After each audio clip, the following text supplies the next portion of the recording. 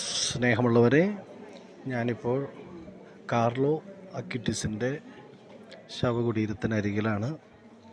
ആ ബോഡി ഒട്ടും തന്നെ അഴുകിയിട്ടില്ല. ഫേസിൽ സിലിക്കോണിൻ്റെ എന്തോ ചെറുതായിട്ട് ചെയ്തിട്ടുണ്ടെന്ന് പറഞ്ഞു. ശരിക്കും ഒറിജിനലായിട്ടുള്ള ബോഡിയാണ്. കാർലോ അക്വിറ്റീസിനെ കുറിച്ച് എല്ലാവർക്കും അറിയാമല്ലോ. 15 വയസ്സുള്ള ഒരു വാഴ്ത്തപ്പെട്ട കാർലോ 1991 ഞാൻ സ്വരം താഴ്ത്തിയാണ് പറയുക. 1991 ലണ്ടനിലാണ് ജനിച്ചത്. അക്വിറ്റസിൻ്റെയും അന്റോണിയോസിൻ്റെയും ഏക മകനായിട്ട് 7-ാം വയസ്സിൽ ദിവ്യകാരുണ്യം സ്വീകരിച്ചു. ദിവ്യകാരുണ്യം സ്വീകരിച്ച ഞാൻ എൻ്റെ മുന്നിൽ ആളുകൾ നിൽക്കുന്നുണ്ട് ബോഡി കാണുവാൻ വേണ്ടി. അതുകൊണ്ടാണ് ഞാനിങ്ങനെ പറയുക.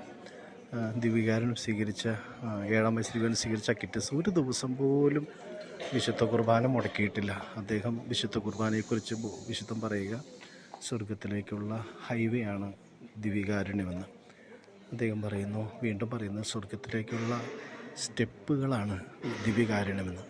അത്രമാത്രം ദിവ്യകാരുണ്യ ഭക്തൻ ഈ വിശുദ്ധ കാർലോ. വിശുദ്ധ കുർബാനയുമായിട്ടുള്ള അത്ഭുതങ്ങൾ ഞാനത് കാണിക്കാൻ പോവാണ്. ഒത്തിരി തിരക്കിനിടയിലൂടെയാണ് നമുക്ക് പ്രാർത്ഥിച്ചുകൊണ്ട് മാത്രം കാണാൻ സാധിക്കുള്ളൂ.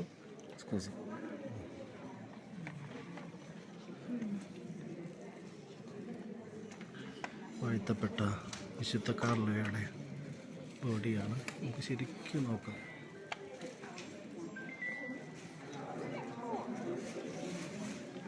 കൈകൾ നോക്കുക കേട്ടോ. വിശുദ്ധൻ്റെ മുഖം, ജീവിക്കുന്ന മുഖം. ലുക്കീമിയ പിടിച്ച് മരിച്ചത്.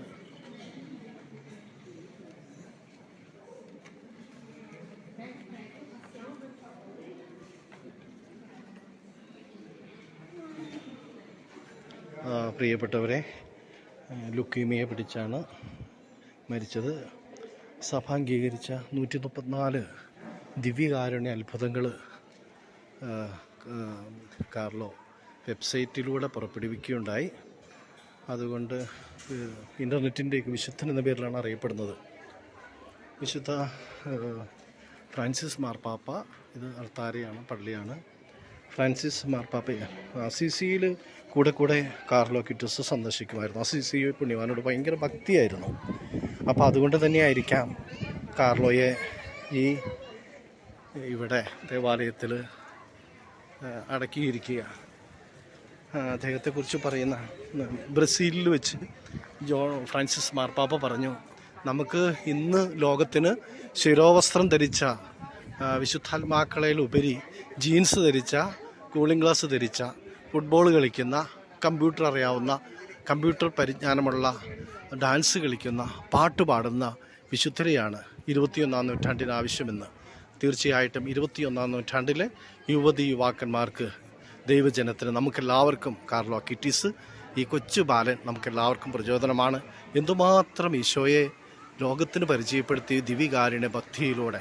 നമ്മുടെ ദേവാലയത്തിൽ എല്ലാ ദിവസവും ദിവ്യകാരുണ്യം നടക്കുമ്പോൾ വിശുദ്ധ കുർബാനയിൽ പങ്കെടുക്കുവാനും ആ തീഷ്ണത നമുക്കുണ്ടാകട്ടെ. ദിവ്യകാരുണ്യത്തിലൂടെ ഈശോയെ ലോകത്തിൽ അവതരിപ്പിക്കുവാനും അങ്ങനെ സ്വർഗം കാണുവാനും സാധിക്കുമെന്നാണ് വിശുദ്ധ അക്വിറ്റീസ് പറയുക. Okay, thank you. ഇത് ഒറിജിനലായിട്ടുള്ള ബോഡിയാണ് വിശുദ്ധ കാർലോസ് അക്വിറ്റീസിൻ്റെ.